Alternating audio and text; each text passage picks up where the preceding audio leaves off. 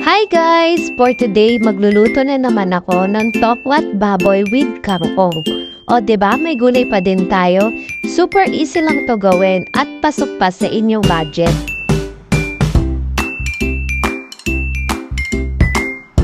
At ito nga pala mga ingredients na gagamitin.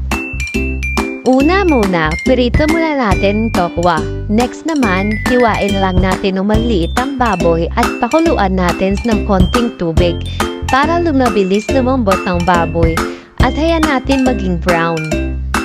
At hayan na nga, kumatas na ang mantika ng baboy, medyo itoasted lang natin para crunchy pag kinain. Nagisa na ako ng bawang, sibuyas, at yung mantikang ginamit ko nga pala ay yung sa mantika ng baboy. At hayaan din nating medyo maging toasted ang bawang at sibuyas. At pwede na natin ilagay ang baboy. Ilagay na natin ang tokwa. At hayaan muna nating ma-absorb nila ang lasa ng bawang at sibuyas. Iniwan ko nga pala ito ng mga 2 minutes.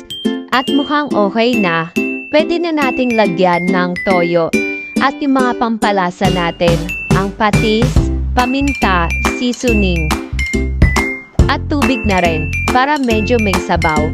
Nilagyan ko nga pala ito ng suka, dagdag lasa din.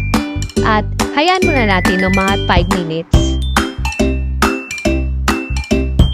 Mukhang kumukulo na at naaamoy ko na at masarap talaga ang amoy. At ang huling sakap natin ay ang kangkong. Ready to serve na! Tara, kain tayo!